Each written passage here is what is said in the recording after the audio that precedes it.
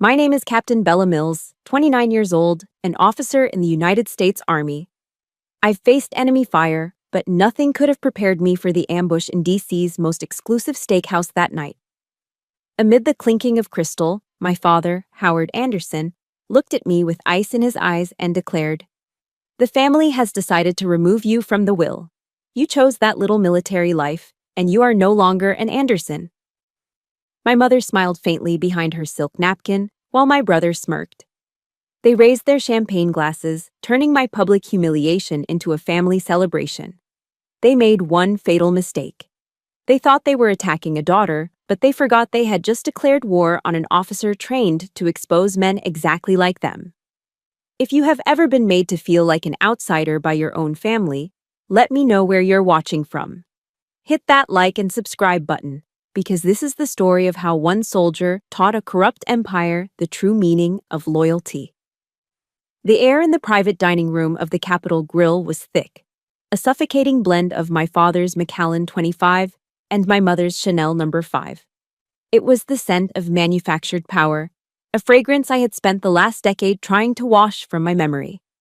I stood in my Army service uniform, the deep blue jacket and crisp white shirt feeling like armor in a place that fought its wars with whispers and stock options.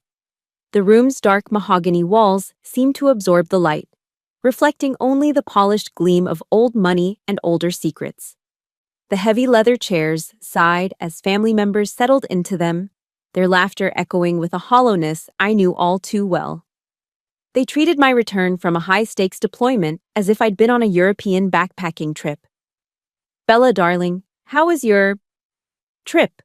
my Aunt Carol asked, her eyes scanning my uniform as if it were a poorly chosen outfit for a gala. "Did you get a nice tan?" I offered a tight, disciplined smile. "It was productive, Aunt Carol. Not much sun." My father, Howard Anderson, clapped a hand on my shoulder.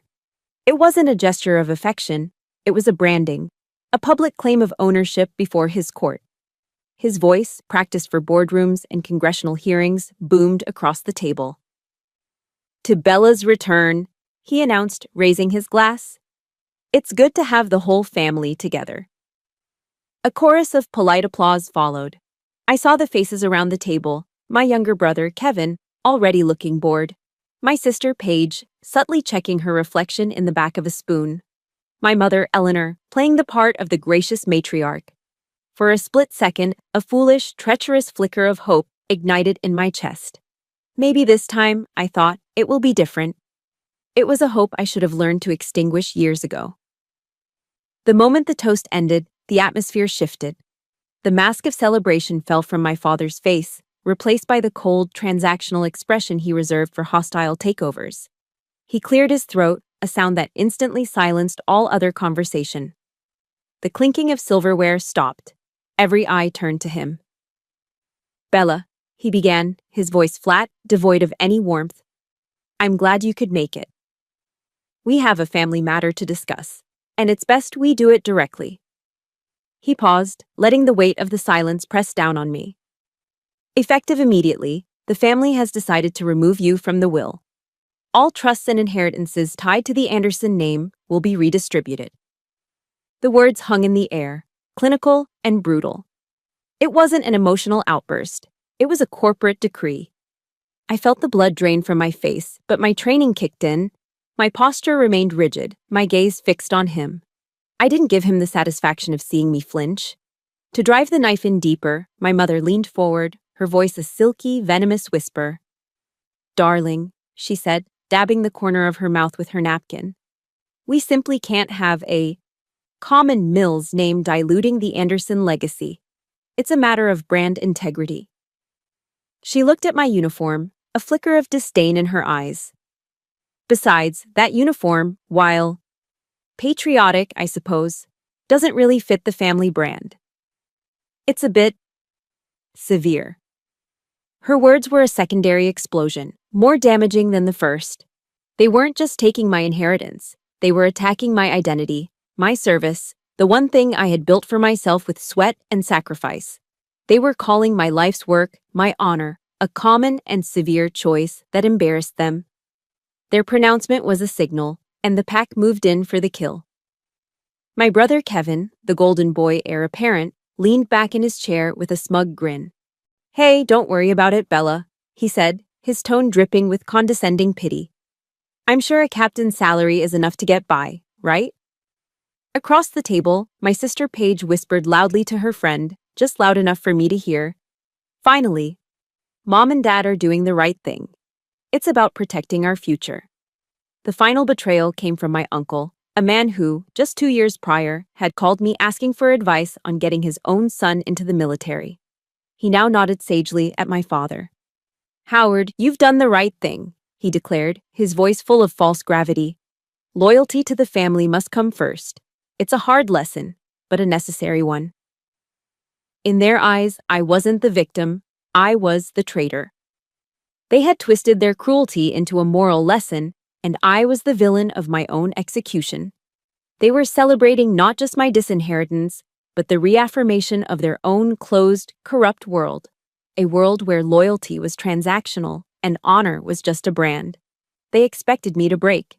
They were waiting for the tears, the pleading, the angry outburst. It would have completed their ceremony, confirming their power over me. But they had forgotten who they were dealing with. I was not the lost little girl they remembered. I was an officer in the United States Army. My gaze swept across the table, a slow, deliberate scan. I met each of their eyes, cataloging every smirk, every flicker of satisfaction, every cowardly nod of agreement. I was no longer seeing family. I was identifying hostiles. With practiced precision, I placed my knife and fork together on my plate, perfectly parallel. I lifted the heavy linen napkin from my lap, folded it neatly into a crisp square, and placed it to the left of my plate. My movements were economical, silent, and final. Then, I stood. My spine was straight, my shoulders back. I looked directly at my father, the commander-in-chief of this ambush. My voice, when it came, was steady, level, and completely devoid of emotion. It was the same tone I used to acknowledge an order on the battlefield. "Roger that, sir," I said.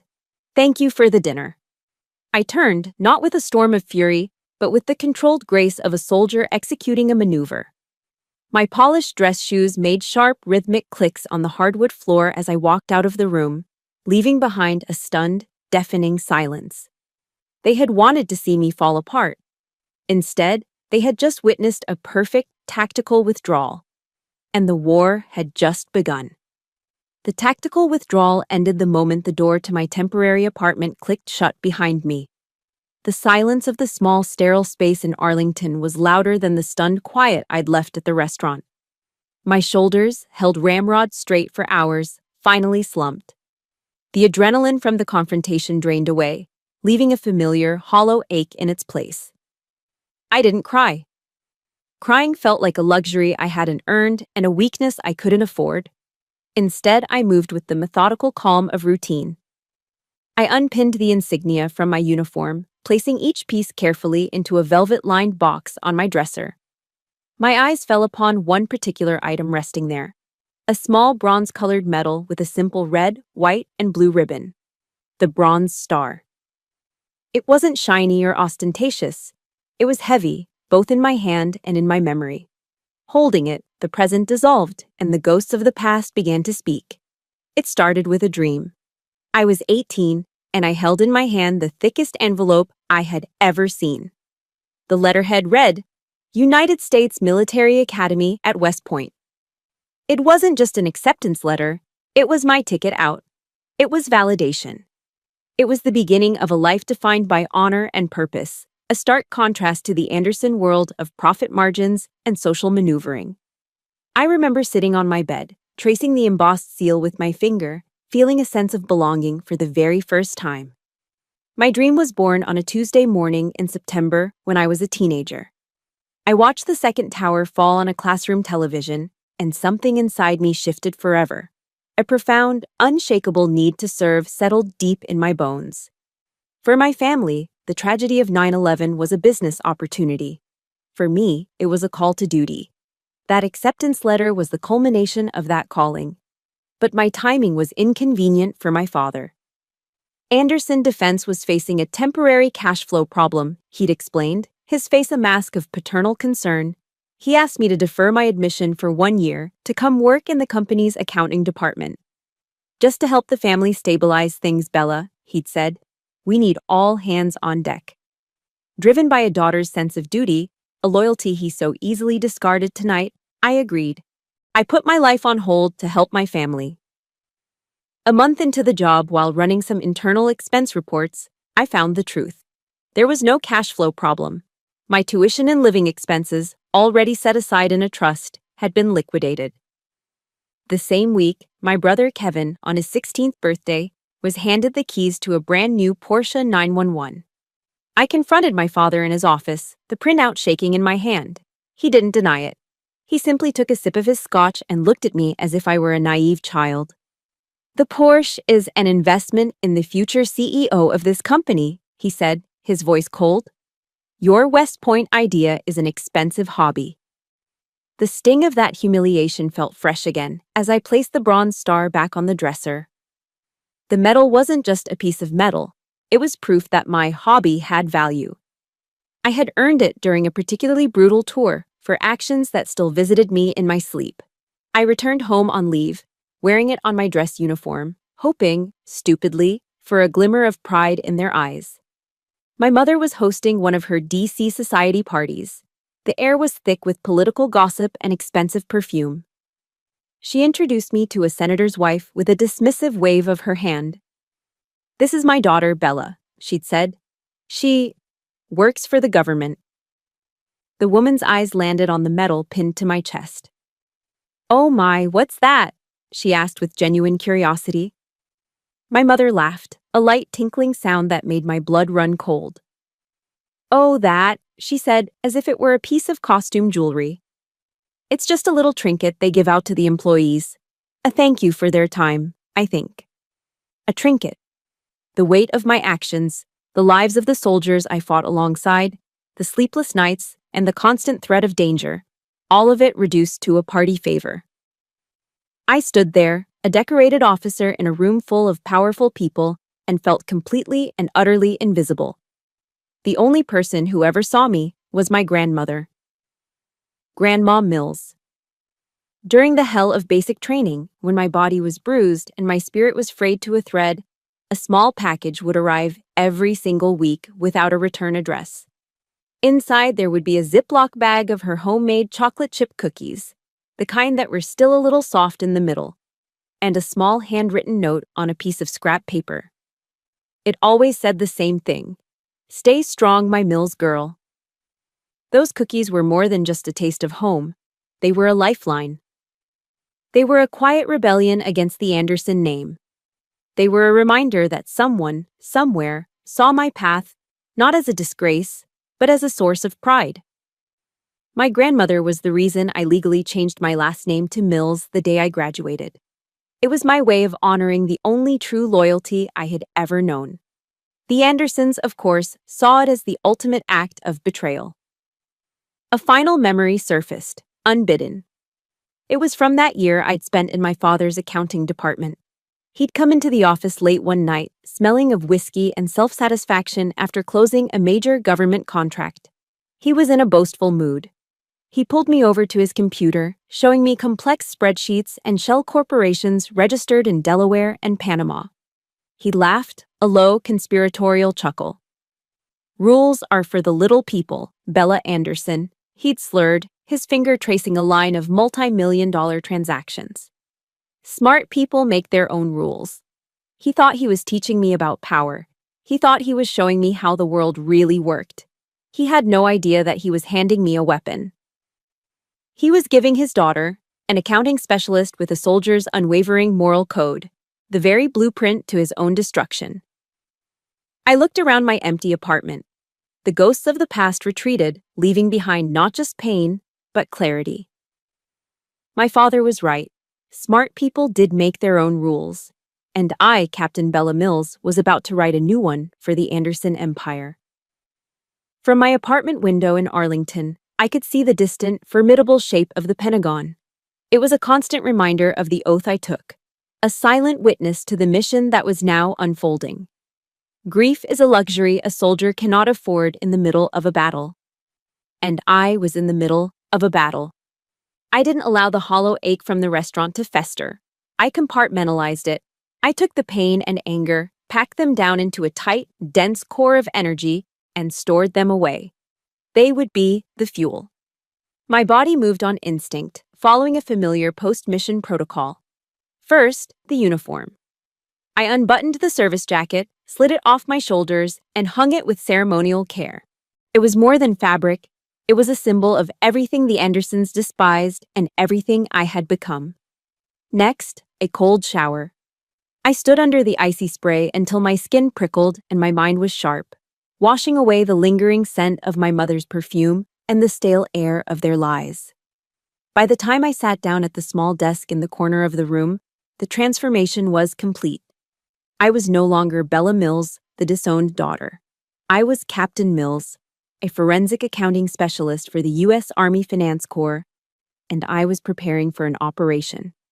I powered on my government-issued Dell Latitude, a rugged, encrypted laptop that had survived dust storms in Iraq and humidity in places I wasn't allowed to name.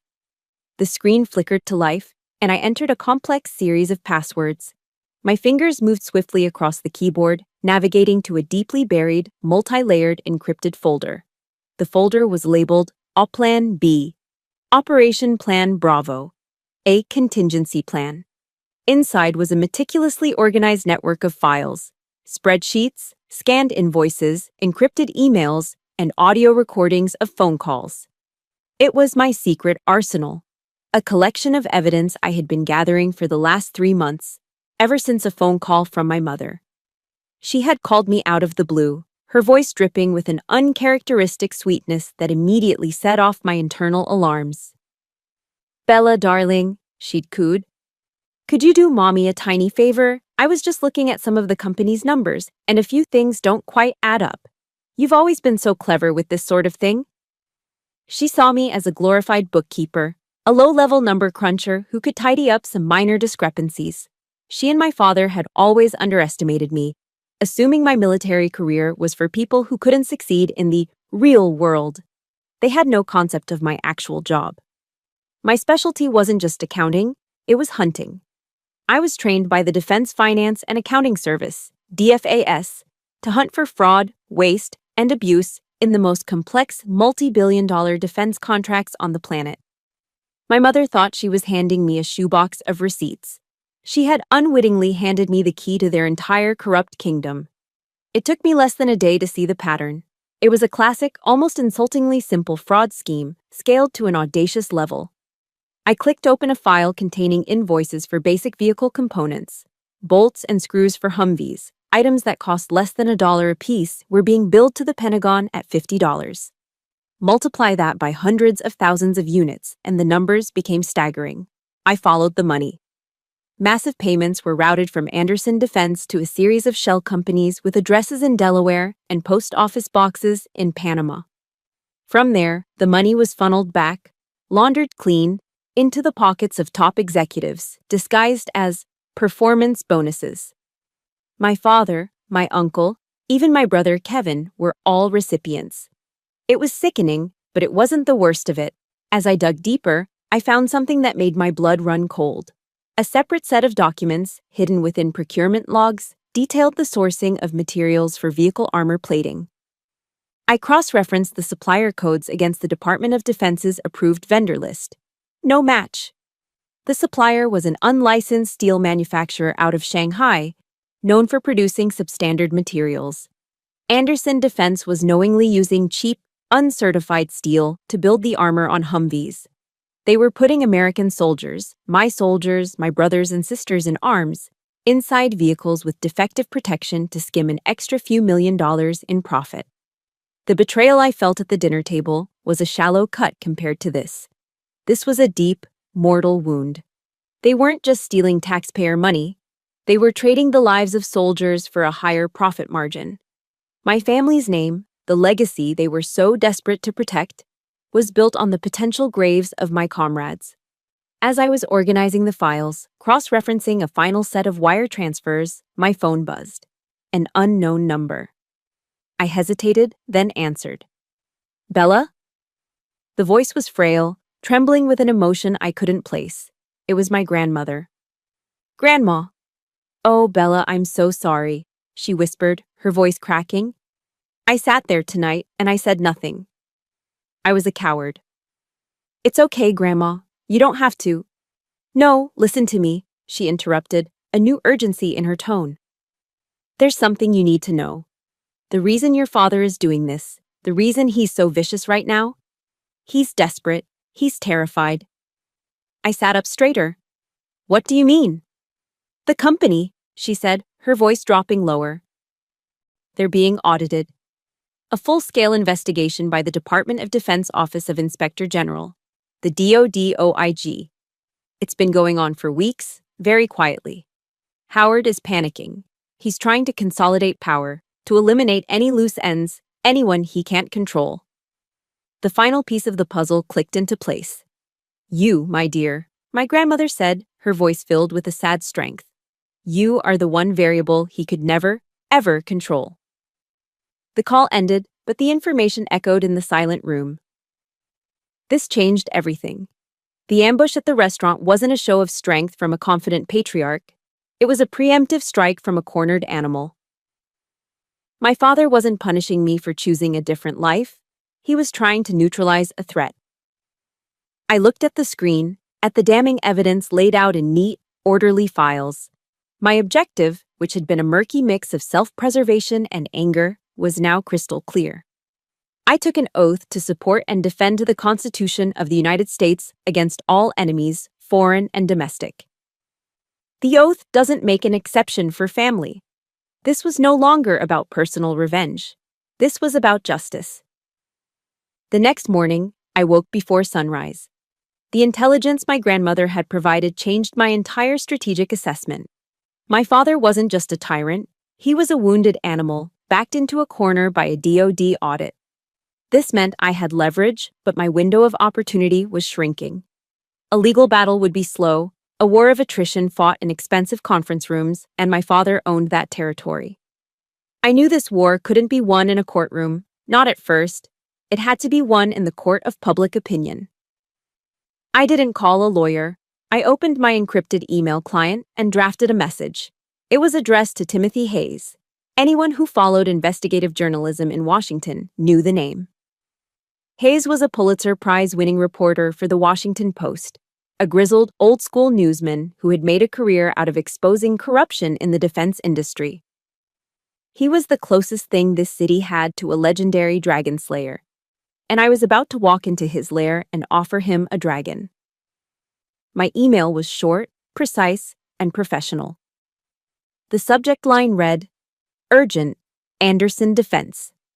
The body was just 2 sentences. "Mr. Hayes, I have irrefutable proof of large-scale contract fraud and endangerment of U.S. troops at Anderson Defense.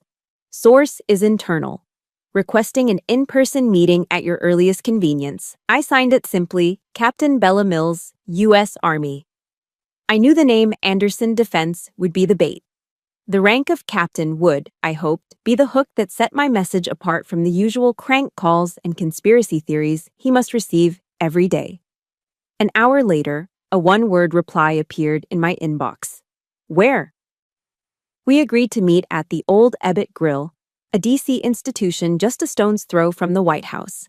It was the perfect location, a place so steeped in the city's history of back-channel deals and anonymous sources that our meeting would be utterly inconspicuous. The air inside smelled of old wood, brass polish, and secrets. I chose a booth in a dimly lit corner and was nursing a club soda when he arrived. Timothy Hayes looked exactly like his byline photo. In his mid-50s, with a tired slump to his shoulders that suggested too many deadlines and not enough sleep, but his eyes were sharp, scanning the room with the practiced vigilance of a predator. He slid into the booth opposite me, not bothering with pleasantries. "Captain Mills," he said, his voice a low gravel. He looked me up and down, his skepticism almost a physical presence in the air. "I'll be honest with you, I get a dozen emails like yours a week. Disgruntled employees, jilted lovers, angry children. I don't have time for family squabbles." I held his gaze, my own expression unreadable. I hadn't come here to tell him my sob story. I wasn't looking for a shoulder to cry on. I was looking for a weapon. "This isn't a family squabble, Mr. Hayes," I said, my voice even. I slid a small encrypted USB drive across the table. It stopped just short of his coffee cup. "This is about soldiers who could die because of defective body armor. It's about hundreds of millions of taxpayer dollars being funneled into offshore accounts. Open the file named Project Nightingale. You'll understand." He stared at the USB drive, then back at me. A long moment passed. He pulled a small specialized tablet from his briefcase, an air-gapped device completely disconnected from any network, and plugged in the drive. I watched his face as he read. It was a fascinating transformation. The initial mask of weary cynicism slowly dissolved. His eyebrows knitted together in concentration.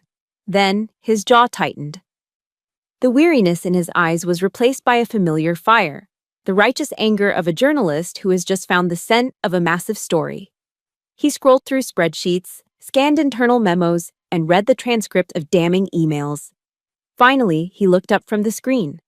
The man looking at me now was not the same one who had sat down 2 minutes earlier. "My God," he whispered, his voice hushed with the gravity of what he'd seen. This is a bombshell." For the first time since that horrible dinner, I felt a knot in my chest begin to loosen. I didn't have to plead my case. I didn't have to convince him. The facts spoke for themselves, cold, hard, and irrefutable. In that moment, he saw me not as a scorned daughter, but as a credible source. He saw me. He leaned forward, his voice low and serious. "Captain, do you have any idea what you're doing? Who you're going up against? Howard Anderson doesn't just have money, he has this entire city in his pocket.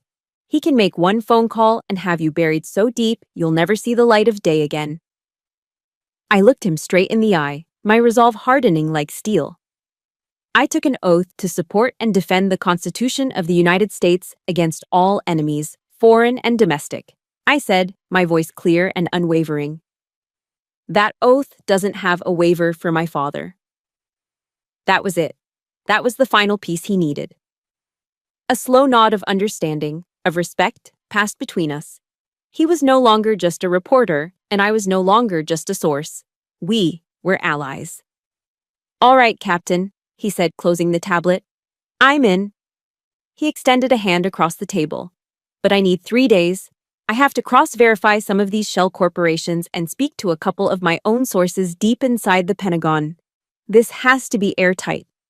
I shook his hand. It was a firm, solid grip. "In the meantime," he added, his eyes holding mine, "be careful. Your father is a powerful man, and if he gets even a whiff that you're talking to the press, he'll come after you with everything he's got." The meeting ended. As I walked out of the historic restaurant and onto the busy streets of D.C., I didn't feel alone anymore. I had found more than a journalist. I'd found a brother in arms for the new war I was about to fight. And, that feeling of finally being heard, of having someone believe you when the people who were supposed to love you most turned their backs. That feeling is everything. If you believe that truth and courage are the most powerful weapons we have, please support this story by hitting the like button. And let me know in the comments by simply writing, "I stand with Bella." It means more than you know. In Sun Tzu's The Art of War, there's a principle. All warfare is based on deception. Hence, when able to attack, we must seem unable. When using our forces, we must seem inactive. For 48 agonizing hours, I embraced that principle. I remained silent, inactive, and my silence drove the Andersons insane. They were used to controlling the narrative, to provoking a reaction they could then manipulate. My refusal to engage was a strategic move they couldn't comprehend, and it made them desperate. The first wave of their counteroffensive came from my mother. My phone screen lit up with a series of long, rambling text messages, each one a masterclass in passive-aggressive manipulation. "Bella, darling, my heart is simply broken. Family is everything. Please don't let this stubbornness of yours destroy what little we have left." I read the words, devoid of any genuine emotion, and deleted them without replying. Next came Paige. She launched a social media campaign, posting a flood of perfectly curated photos from past family vacations on her Instagram. Pictures of them smiling on a yacht in the Hamptons, skiing in Aspen, all artfully cropped to exclude me. Each post was tagged with the nauseating hashtag Anderson Strong. It was a petty public erasure of my existence, designed to paint me as the outcast who never belonged in the first place. But the most insidious attack came from Kevin. He called, his voice a smug cocktail of condescension and feigned concern. "Hey, Bella," he started, as if we were just catching up. "Listen, I talked to Dad. He's disappointed, obviously. But he said he's willing to give you one last chance." I said nothing, letting the silence stretch. "All you have to do," he continued, "is come see him. Apologize, sincerely. Tell him you made a mistake. Don't be an idiot and throw everything away over a little wounded pride." The offer of forgiveness was wrapped in an insult, a classic Anderson tactic. They offered a path back, but the toll was my dignity. I stayed silent. His tone shifted from patronizing to irritated.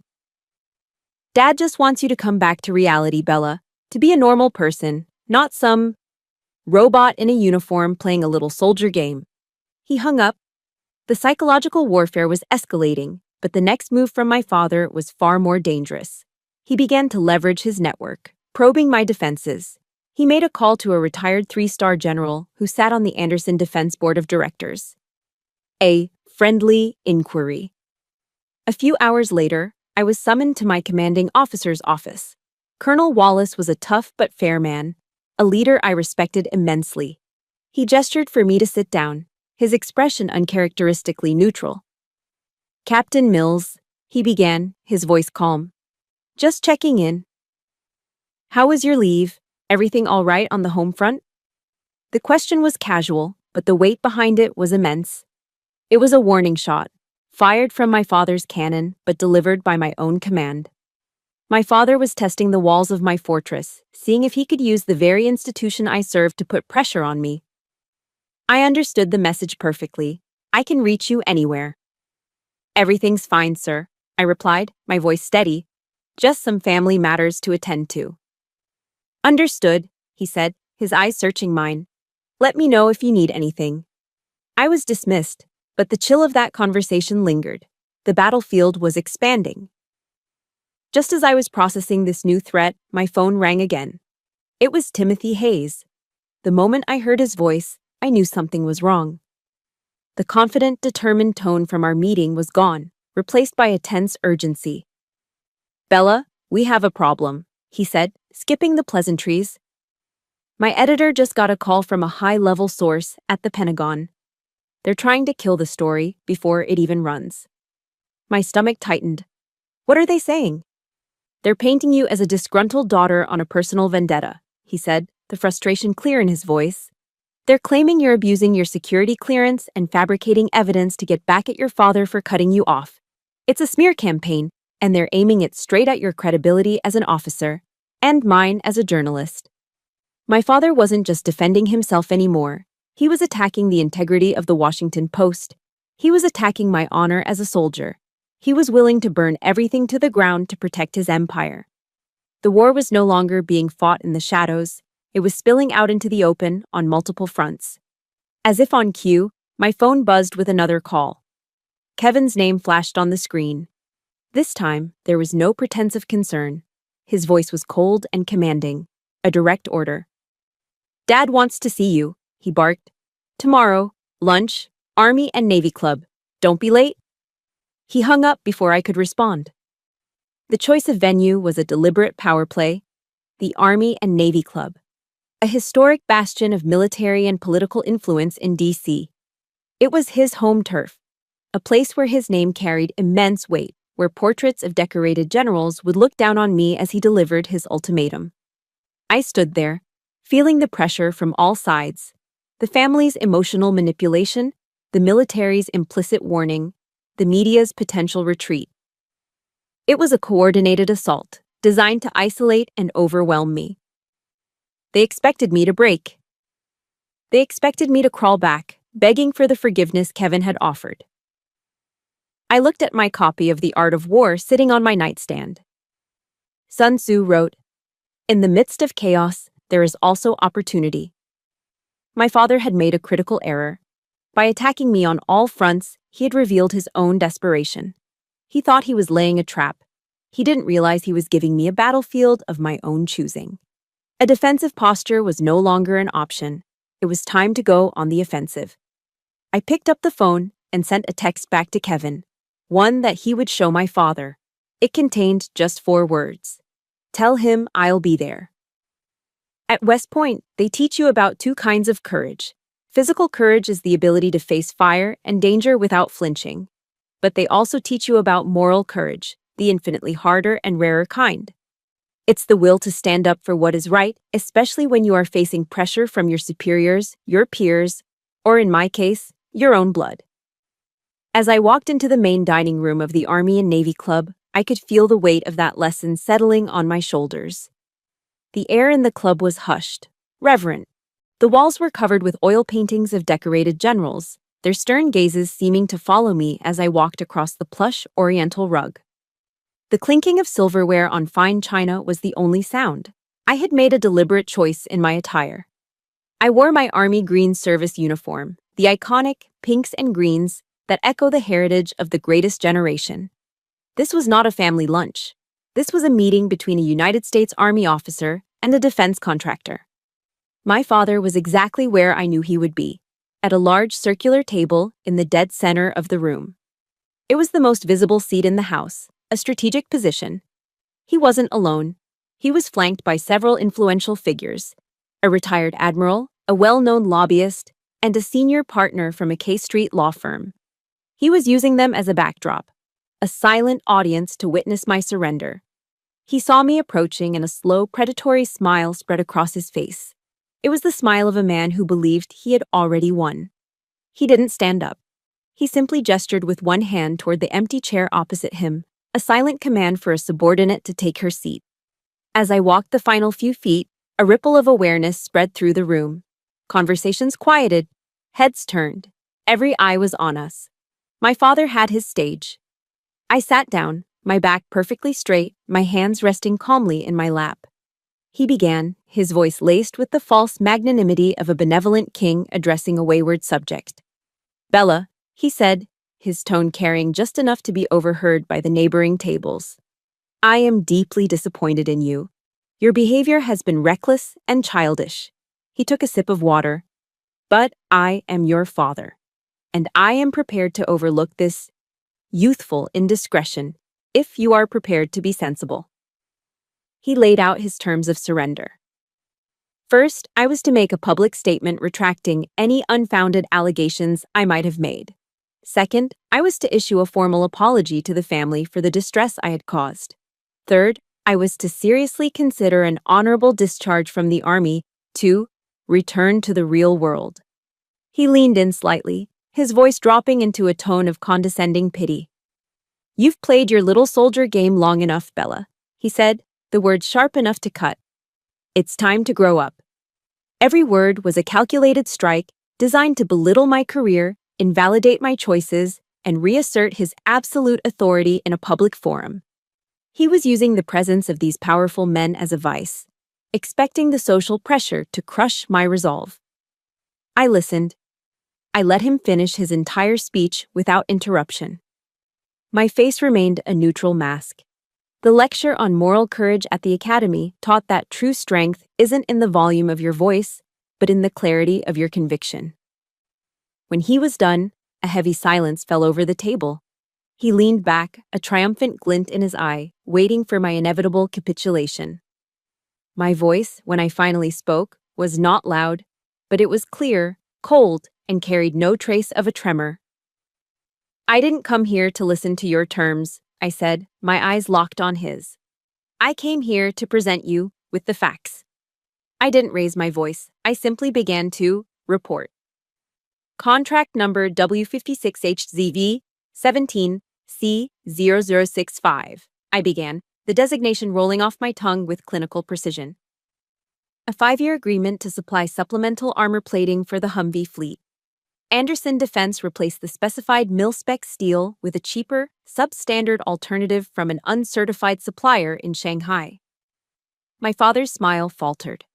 The lobbyist beside him shifted uncomfortably in his seat. I continued, my tone unchanging. The substitution saved Anderson Defense approximately $1.2 million on the initial production run alone, a significant boost to your third-quarter profit margins. I paused, letting the words sink in, then delivered the final, devastating payload. My question for you is this. How many American lives is that $1.2 million worth to you? Sir? The color drained from Howard Anderson's face. It was quickly replaced by a furious, mottled red that crept up his neck. The men at the surrounding tables, who had been pretending not to listen, were now openly staring and whispering amongst themselves. My father lost his composure. The mask of the calm, powerful patriarch shattered, revealing the desperate, cornered man underneath. He leaned across the table, his voice a harsh, guttural whisper. "You have no idea what you're doing," he hissed, his eyes blazing with fury. "I can make one phone call, one, and your entire career will evaporate. You will never be promoted. You'll be reassigned to some godforsaken desk in North Dakota until you quit. You will be forgotten." I stood up slowly, my chair making no sound on the thick carpet. I looked down at him, at this man who was no longer my father, but simply the enemy. "You made a mistake," I said, my voice now as hard and unyielding as the steel he should have been using. "You think you can threaten me with your power. You think you can make me afraid." I looked him dead in the eye. "But you forgot something. My loyalty isn't to you. It isn't to the Anderson name. My loyalty is to my country and to the soldiers I serve with. You declared war on the wrong person. Have you ever had a moment where you knew you had to stand up for what was right, no matter the cost? That feeling of drawing a line in the sand is one of the most terrifying and liberating moments in a person's life. If you support Bella's courage in this moment, please hit that like button and show your support in the comments by simply writing the words, "Draw the line." I turned my back on him and walked away, leaving Howard Anderson sitting there, speechless and exposed, in the deafening silence of his own battlefield. Howard Anderson did not wait long to retaliate. He was a creature of overwhelming force, and having been publicly challenged, he responded with the full, crushing weight of his empire. My declaration of war was met with a declaration of his own. By 4 o'clock that same afternoon, it arrived. A 10-page letter, delivered by courier directly to Colonel Wallace's office, with copies sent to the Army command staff at the Pentagon. The letterhead was from one of the most powerful and expensive law firms on K Street. It was a meticulously crafted legal assault, designed not to win in a real court, but to destroy me within the military justice system. The letter formally accused Captain Bella Mills of multiple violations of the Uniform Code of Military Justice. Article 134, Conduct prejudicial to good order and discipline. Article 108, Misuse of government property, citing my encrypted laptop. And the most damning of all, Article 133, Conduct unbecoming an officer and a gentleman, or in my case, a lady. They twisted my actions into a narrative of a vengeful, unstable officer using her position to carry out a personal vendetta. My father was weaponizing the very code of honor I lived by, turning the Army's language and its rigid procedures against me. It was a brilliant, ruthless move. Colonel Wallace summoned me to his office. The neutral expression from our last meeting was gone, replaced by a grim, weary resignation. He held the thick document in his hand as if it were radioactive. "Captain," he said, his voice heavy. He didn't ask me to sit. "I have received a formal complaint from counsel representing Anderson Defense." He slid the letter across his desk. "You and I both know this is likely nonsense, but given the nature of the allegations and the influence of the complainant, my hands are tied. Process must be followed." I stood at attention, my eyes fixed on a point just over his shoulder. I knew what was coming. "Effective immediately," he continued, the words sounding like a death sentence. "I am obligated to open an Army Regulation 15-6 investigation into these claims. During this period, you are temporarily relieved of all command duties and operational responsibilities." He paused, and his next words hit me like a physical blow. "I need you to surrender your service weapon and your top-level security credentials." My blood ran cold. He wasn't just sidelining me, he was disarming me, stripping me of the symbols of my authority and my identity. For a soldier, this was the ultimate vote of no confidence, a public branding as a risk, a pariah. I moved without a word. I unholstered my Sig Sauer M17, engaged the safety, and placed it on his desk. Then I unclipped the ID from my belt, the common access card that gave me entry to the most secure facilities in the nation, and placed it beside the weapon. You'll be reassigned to administrative duties in the basement annex pending the outcome of the investigation, he said, unable to meet my eyes. Captain, He trailed off, the unspoken words hanging between us. I believe you. I'm sorry. But it didn't matter. The system was in motion, and it was grinding me down. My new office was a windowless 10x10 concrete box in the sub-basement, smelling faintly of old paper and disinfectant. My new job was to collate decades-old supply manifests, mind-numbing, meaningless work designed to isolate and demoralize me. My colleagues, men and women I had served with and trusted, now averted their eyes when I passed them in the hallway. They weren't hostile, but they were cautious. I was under investigation. I was now a potential problem, and in the military, you keep your distance from problems. I had never felt so utterly alone. I was an outcast in my own family, and now I was a prisoner in the institution I had dedicated my life to. As soon as I was alone in my concrete cell, I sent a single encrypted text to Timothy Hayes. They made their move. I've been relieved of duty and am under a 15-6. He called me back within minutes. His voice, unlike Colonel Wallace's, was not weary. It was electric, filled with a hunter's adrenaline. This is it, Bella, he said, his voice low and intense. This is the final confirmation. He's made his biggest mistake. Mistake? I asked, my own voice sounding hollow. Timothy, he's destroying my career. No, don't you see? He countered, the excitement rising in his voice. This proves it's not a family squabble. This is what a guilty man does when he's terrified. This is a massive overreaction, and it gives us the final piece we need. He just confirmed our entire story. My editor is on board. He sees it now. We're going to print. I felt a surge of hope, a small pinprick of light in the suffocating darkness. When? 6 a.m. tomorrow morning, Timothy said, his voice grimly determined. Front page of the Post, above the fold. Digital and print. Get ready, Captain. Hell is about to break loose. My father's attack, meant to be the killing blow, had just lit the fuse on the bomb he was so desperately trying to defuse. That night, I sat in my silent apartment, the city lights of Arlington glittering outside. I felt a bone-deep exhaustion that had nothing to do with lack of sleep.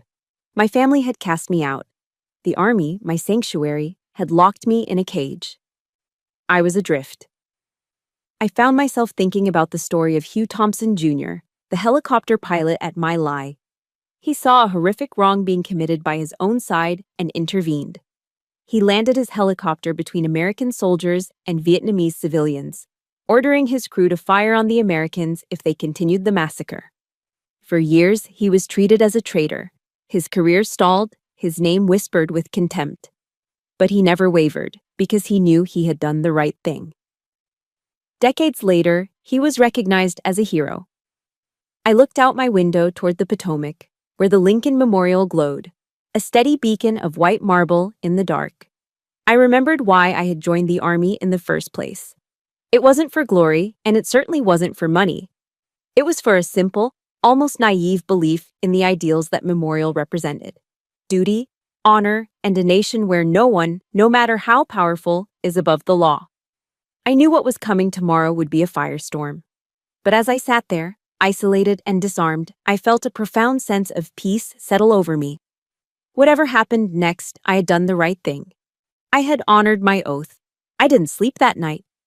I sat by my window, watching the city lights, feeling like a soldier in a trench waiting for the whistle to signal a charge over the top.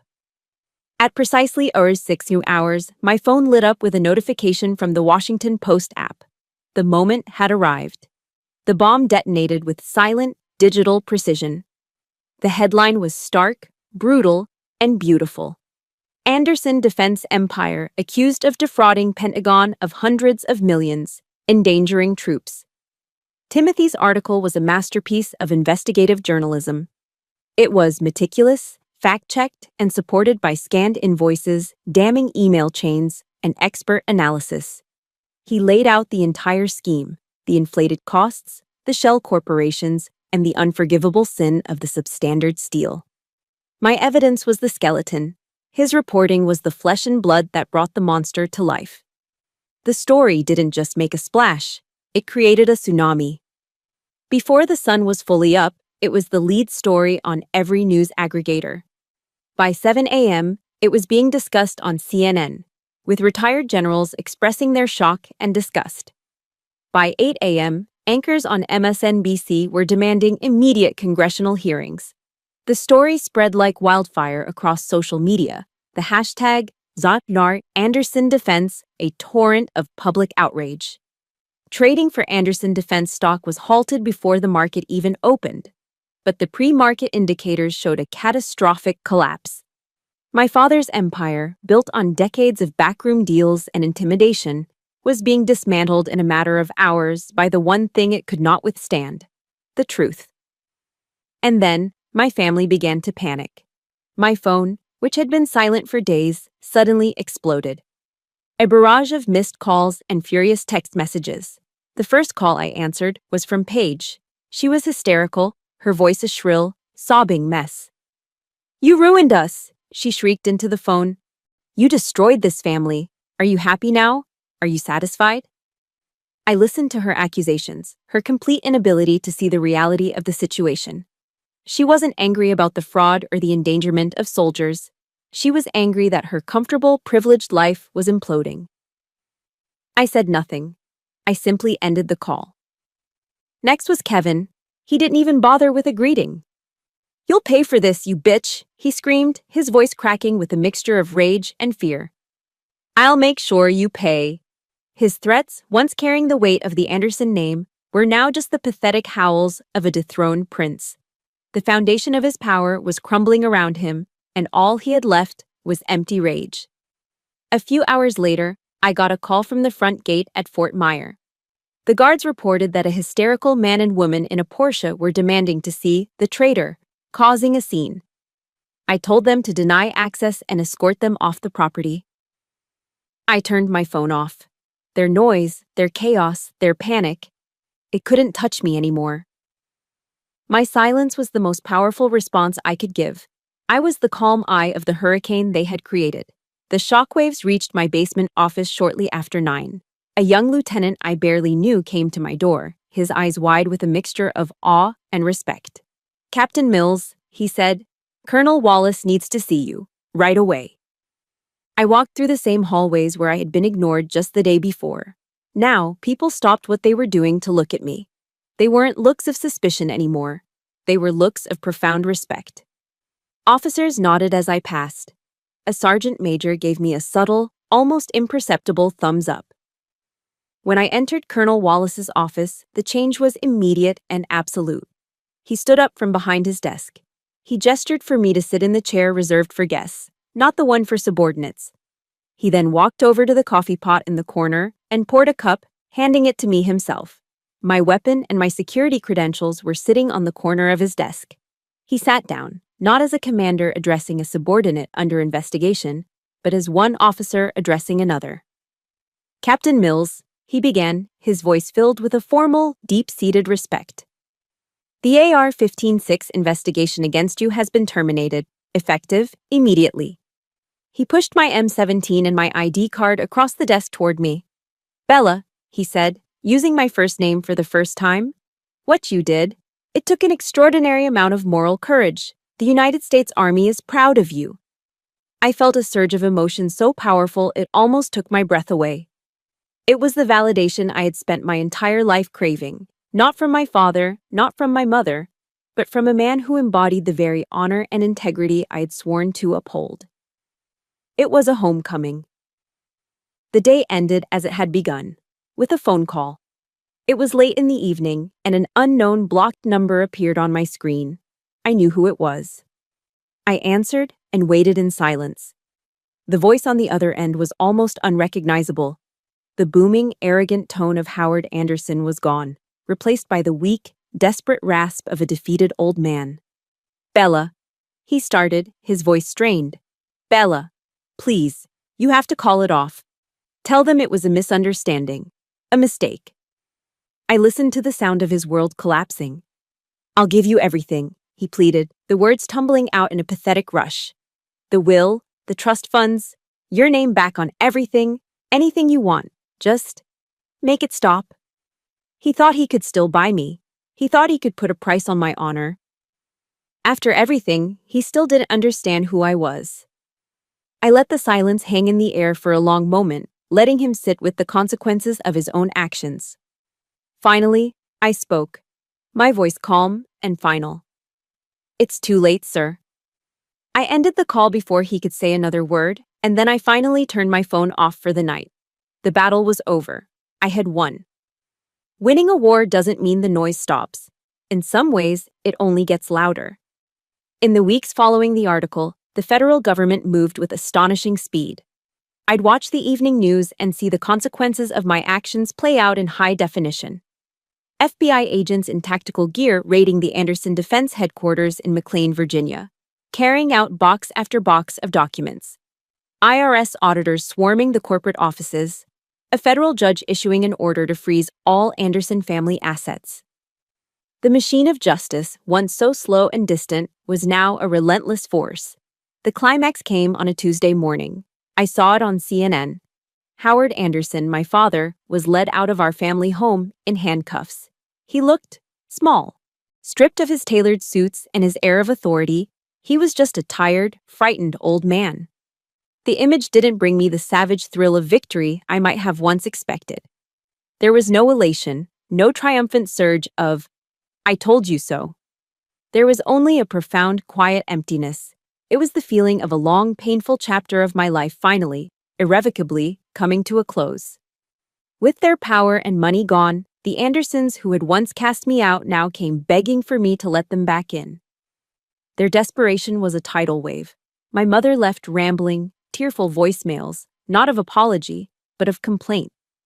She lamented the loss of their home, the cancellation of her credit cards, the humiliation she faced at her country club. Her sorrow was purely for her own lost status. Paige took a different approach. She sent long, rambling emails that were a bizarre mix of accusation and pleading. One paragraph would blame me for destroying the family. The next would beg me to do something to save our father. It was a fire hose of guilt, blame, and frantic appeals. "You've always been jealous of what we had," she wrote in one. And then, sentences later, "Bella, please, he's your father. You can't let them do this to him. You have to talk to the prosecutors, tell them it's a mistake." They weren't sorry for what they had done. They were only sorry for the consequences they now had to face. I read the emails, I listened to the voicemails, and I never once replied. My silence was no longer a strategy. It was a boundary. A solid, impenetrable wall I was building around my own peace. There's a prayer they sometimes mention in recovery groups, the Serenity Prayer. God, grant me the serenity to accept the things I cannot change, the courage to change the things I can, and the wisdom to know the difference. I realized I could not change my family, but I could change how I allowed them to affect me. The only person I agreed to see was my grandmother. I drove out to her small, charming house in Annapolis, Maryland. We sat in her backyard garden, surrounded by the scent of roses and freshly cut grass. The late afternoon sun was warm on my face. She took my hand, her grip still surprisingly strong, her eyes filled with tears. "I am so proud of you, Bella," she said, her voice thick with emotion. "You did what no one else in this family ever had the courage to do. You chose honor over money." Sitting there with her, I understood something profound about forgiveness. I had always thought it meant reconciliation, letting people back into your life. But I realized that wasn't true. I could forgive my family for my own sake. I could let go of the anger and the bitterness that had been a poison in my own heart for years, without ever having to welcome their toxicity back into my world. Forgiveness wasn't about them, it was about me. It was about my own liberation. 3 months later, the federal trial began. I was called as the prosecution's star witness. As I walked into the U.S. District Courthouse, I felt a strange calm. I wore my full-dress uniform, the same one my mother had called a trinket. Today, it was my shield and my sword. I took the witness stand, raised my right hand, and swore an oath to tell the truth. Across the courtroom, at the defendant's table, sat my father. He was dressed in an ill-fitting orange jumpsuit, the vibrant color a stark contrast to his pale, haggard face. He looked like a stranger, a ghost from another life. He refused to meet my eyes. The prosecuting attorney walked me through the evidence, piece by piece, the inflated invoices, the shell corporations, the substandard steel. I answered each question calmly and factually, my voice steady, my testimony backed by the mountain of data I'd compiled. Then came the cross-examination. My father's defense attorney, a famously aggressive lawyer from a top DC firm, approached me with a predatory smile. His strategy was clear. If you can't challenge the evidence, you attack the witness. "Captain Mills," he began, his voice dripping with condescension. "Isn't it true that just weeks before you provided this information to the press, your father had you disinherited?" "Yes, that's correct," I said. "And isn't it true," he continued, pacing in front of the jury box, "that you felt betrayed, angry, humiliated?" I was disappointed in his decision. "Yes." "Disappointed?" the lawyer scoffed. "Or were you vengeful? Isn't this whole thing, this entire spectacular trial, nothing more than the petty revenge of a jealous daughter who was cut off from the family fortune?" He had thrown down the gauntlet. He was trying to reframe the entire narrative, to paint me as the villain, just as my family had done at the dinner table. I did not look at him. I did not look at my father. I turned my head and looked directly at the 12 men and women in the jury box. I looked at their faces, ordinary Americans, people who pay their taxes and believe in the rule of law. And I spoke to them. My voice was clear, firm, and filled with the conviction of my own truth. "Sir," I said, addressing the lawyer but holding the jury's gaze. "When I took my oath as an officer, I swore to support and defend the Constitution of the United States against all enemies, foreign and domestic." I paused, letting the weight of those words fill the silent courtroom. That oath has no family exception. After 6 long weeks, the jury returned its verdict. Guilty. On all counts. Howard Anderson was sentenced to 15 years in federal prison. His top executives received similar sentences. Anderson Defense, once a titan of the industry, was declared bankrupt, its remaining assets seized and liquidated to reimburse the U.S. government. The Anderson name, once a symbol of untouchable power in Washington, D.C., was now synonymous with disgrace. For me, the verdict wasn't a victory to be celebrated. It was a conclusion. It was the final heavy period at the end of a long and painful sentence. The weight I had carried on my back for my entire life, the constant grinding pressure to prove my worth to people who were incapable of seeing it, was finally lifted. I felt quiet. The aftermath in my own life was the polar opposite of the Anderson family's downfall. My actions, which had briefly made me a pariah, were now lauded throughout the military as a textbook case of moral courage and integrity. I received a commendation from the Secretary of the Army himself. 6 months later, I was given an early promotion to major. With the promotion came a new assignment. I was transferred to a special task force at the Pentagon, a unit specifically created to investigate fraud and corruption within the defense procurement system. In a turn of perfect, poignant irony, I was now in a position of power to prevent men exactly like my father from ever succeeding again. I had taken the pain they had inflicted on me and forged it into a shield to protect other soldiers and the American taxpayers. My work had purpose. But the most profound change wasn't in my career. It was in my life. I finally understood the true meaning of family. It wasn't about blood. It was about loyalty, respect, and shared sacrifice. I found my real family in the bonds of brotherhood and sisterhood with my fellow soldiers. I became a mentor to young officers, especially women, who were navigating the same challenging path I had walked. I made sure they knew they had an advocate, someone who would have their back, no matter what. My holidays changed, too. I no longer spent Thanksgiving in a tense, formal dining room, pretending to be grateful. Instead, I spent it at Colonel Wallace's house, surrounded by other soldiers who couldn't be with their own families. We'd eat turkey, watch football, and share stories and laughter that were genuine and easy. It was a loud, chaotic, and beautiful belonging that was built on shared experience, not on a shared last name. And every few weeks, my Grandma Mills would drive up from Annapolis, her car smelling of cinnamon and sugar, bringing me a fresh batch of her chocolate chip cookies, a taste of unconditional love that never failed to make me feel whole. One afternoon, about a year after the trial, I took a walk through Arlington National Cemetery. It was a crisp, clear autumn day. I walked slowly among the endless, perfectly aligned rows of white headstones. I wasn't there to mourn, but to remember, to reconnect with my purpose. Each stone represented a life given in service, a testament to the real meaning of the loyalty I had fought to uphold. Standing there, amidst the silent sacrifice, I felt an overwhelming sense of gratitude and peace. My war was over. A few days later, I was standing in my new office at the Pentagon. From my window, I had a clear view of the Washington Monument, rising sharp and proud against the blue sky. My desk was organized and uncluttered. There were no pictures of the Andersons. There was no trace of that part of my life. Instead, in a simple silver frame, sat a single photograph. It was of me and my new team, taken just a week earlier after we had successfully shut down a fraudulent contractor. We were all standing in front of a helicopter, squinting in the sun, our faces tired but smiling. We were a motley crew, a former infantryman, a data scientist, a grizzled warrant officer, but we were a unit. We were a family.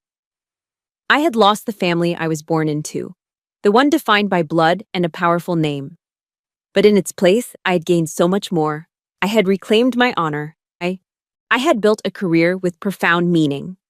And I had forged a new family, bound by the sacred principles that West Point had etched into my soul: duty, honor, country. I realized then that a true legacy isn't something you inherit. It's not about the name on your birth certificate or the money in your trust fund. A true legacy is something you build, one honorable action at a time. I was no longer the disowned daughter of Howard Anderson. I was Major Bella Mills of the United States Army. I was the guardian of the Mills name, a name I had chosen and had lived to honor. I had completed my mission. And that was the greatest victory of all. Looking at that picture on my desk, I'm reminded that the most important name we carry isn't the one we're given, but the one we earn through our actions. My war was fought in boardrooms and courtrooms, but I know many of you have fought your own quiet battles in living rooms and at holiday dinners. It takes immense courage to draw your own boundaries and define your own honor. If my journey has resonated with you, and if you believe in the power of forging your own path, please like this video and subscribe to the channel. There are so many stories of strength and resilience waiting to be told, and together we can give them a voice. Thank you for listening.